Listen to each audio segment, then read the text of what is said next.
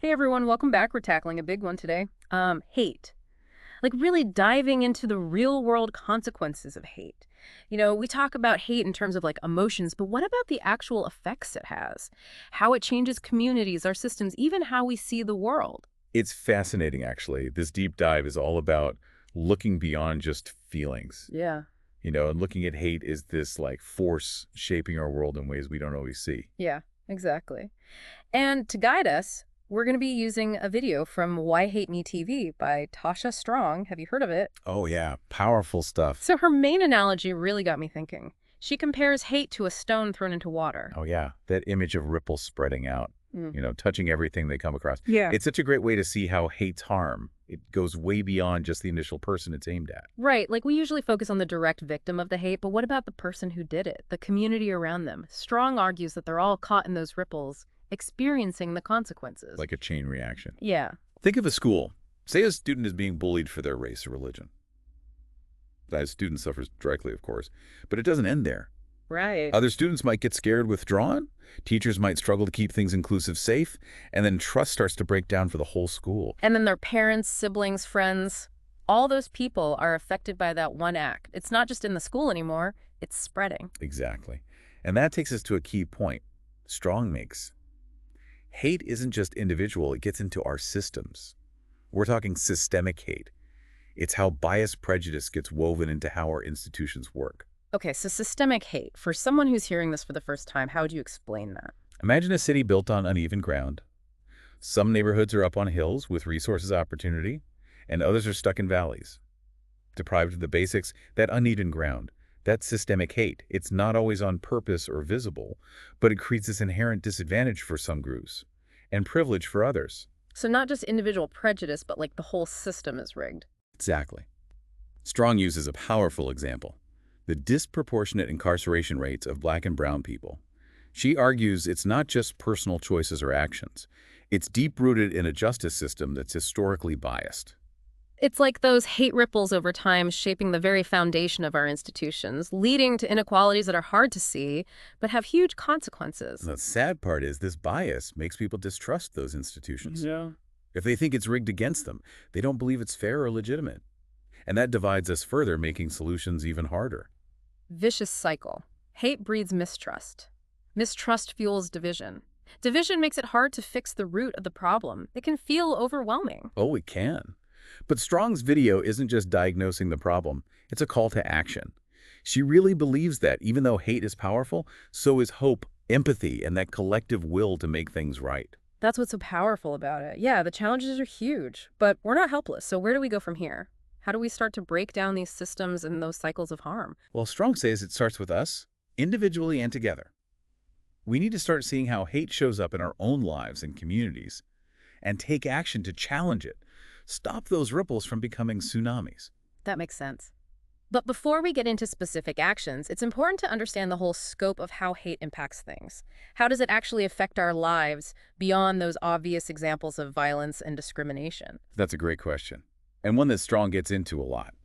She argues that hate is everywhere. It influences everything from education to healthcare, our jobs, even our personal relationships. So it's not just those obvious acts of hate, it's those subtle ways that bias and prejudice shape how we see and interact with the world. Exactly. And that's where things get really interesting. Yeah. And to be honest, a bit tougher to address. But before we get there, let's look closer at some of the specific areas where hate's impact is often missed or misunderstood. Yeah, we're back in digging even deeper into those subtle ways hate kind of sneaks through our society. Yeah, before we were talking about how the impact goes way past just those obvious acts of violence or discrimination. It's like this undercurrent shaping our systems and influencing our everyday lives. Absolutely. Like take education, for example. Tasha Strong talks about how hate can get into curricula teacher training, even things like disciplinary practices. It's like a hidden curriculum almost, Right. right? Where certain groups are subtly being devalued and others get preferential treatment. Yeah, that's a great way to put it. Yeah. And the consequences can be huge. Students constantly exposed to negative stereotypes, or they experience discrimination from teachers or peers, they can internalize those messages. So it's not just about feeling hurt in the moment. It can actually impact their self-esteem, their sense of belonging, even if they believe in their own potential. Oh, absolutely. And that can have consequences down the road on their academic performance, their career choices, their mental and emotional well-being. And it doesn't stop at education, does it? We touched on the criminal justice system, but let's go a bit deeper there. Strong argues that hate can influence everything from policing to how sentences are decided. And what's really important here is understanding the historical context. These systems didn't just pop up overnight. They've been shaped by centuries of prejudice and discrimination, which often stay embedded in their very foundations. So even if we get rid of those explicitly racist laws or policies, hate's legacy can still linger in how they work. Exactly. It's like trying to build a house on a foundation that's already cracked. You can make it look nice on the surface, but those cracks are still there, weakening the whole structure. That leads us to another area where we underestimate hate's impact. Healthcare Strong talks about how certain groups face disparities in access to good care and treatment. Yeah, it's really sad to see how hate can literally affect people's health.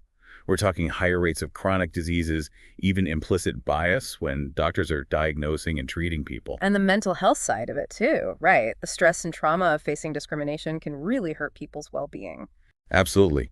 Strong also brings up that healthcare professionals who are from marginalized groups, they face discrimination too.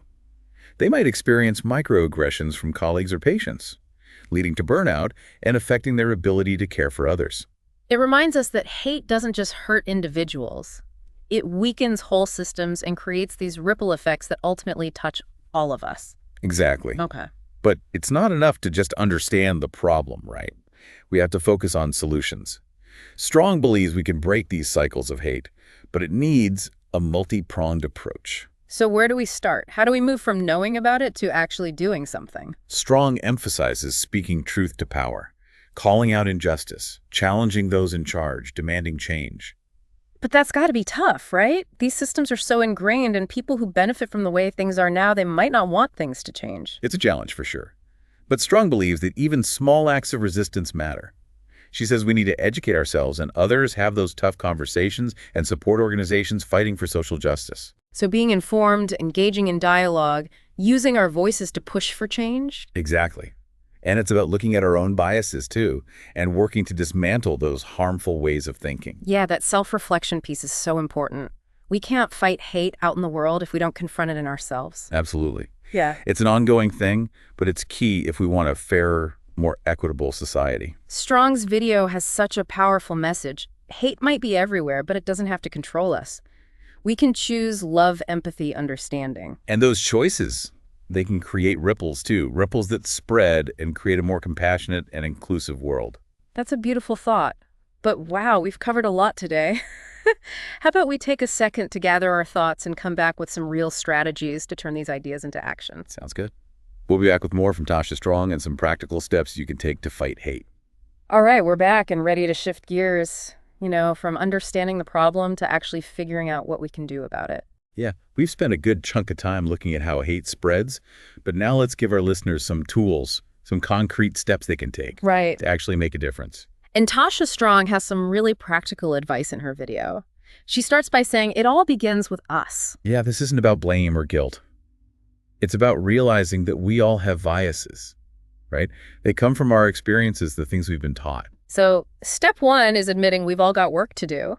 But how do we even spot those biases and then challenge them? Well, Strong suggests we actively look for diverse viewpoints. Read things written by people from different backgrounds, talk to people who have different life experiences than us. So expanding what we think we know about the world and realizing that our own view is just one small piece of a much bigger picture. Exactly. And being open to hearing what others have to say.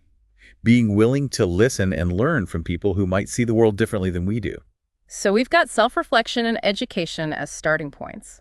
What about taking action out in the world? Strong is a huge advocate for speaking up against hate whenever we see it, wherever it is. So those everyday moments, right? Like someone says something off color at work or you hear a joke that makes you cringe. We can't let those little things slide. Exactly, because staying silent can seem like you're okay with it. By speaking up, we send a message that hate is not okay. But those conversations can be tough, right? Especially with friends, family, coworkers. Any tips on how to handle those? Strong says to go into them with empathy and really listen. It's not about attacking or making someone feel bad. It's about helping them see how their words or actions impact others. More about teaching and talking than just arguing. Right. And even if you don't change their mind right then and there, at least you've planted a seed. You've given them another perspective. And that can have its own ripple effect. But individual actions are only one part of the solution, right? We've got to address the bigger systems that keep hate and inequality going. Oh, absolutely. Strong encourages us to get involved in advocacy work, contact our elected officials, support those organizations that are fighting for social justice, volunteer our time to initiatives that are tackling these problems. So it's about using our collective power to make real systemic change happen. Exactly. Hmm. Remember, change doesn't happen overnight. It takes continuous effort and the willingness to keep pushing, even when it feels like an uphill battle. You know, one thing that really hit home for me from Strong's video was how she stressed not just fighting hate, but actively promoting love, understanding, connection. It's powerful, right? It Yeah. reminds us that we shouldn't just be reacting. We can create positive change, too. So celebrating diversity, making sure people feel empathy, building bridges between different groups. Exactly. Fostering a culture where everyone feels respected and included, safe to be themselves. I love that. It's a vision of a world where hate doesn't stand a chance, where we see each other as human and work together to make a fair and equitable society for everyone. And it's a vision worth fighting for. Every action we take, even the small ones, they all contribute to that goal. Well, we've really dug deep today, haven't we? Exploring the widespread consequences of hate and all the ways we can stand up to it and create a more loving, just world. Absolutely. And if you found Tasha Strong's message as powerful as we did, we encourage you to check out Why Hate Me TV for yourself. Keep the conversation going. And as you go about your day, think about this. If hate is something we learn, like Strong says, can we unlearn it too? What would it take to build a world where love and compassion are just the natural way of things? It's a tough question, but it's worth asking ourselves. The path to a more just and equitable world, it starts with each of us, with awareness, empathy, and taking action. Thank you so much for joining us on this deep dive into the consequences of hate. We hope you leave feeling informed, inspired, and ready to be a part of the solution. Remember, even the smallest ripples can create powerful waves of change. Together, we can build a world where hate has no place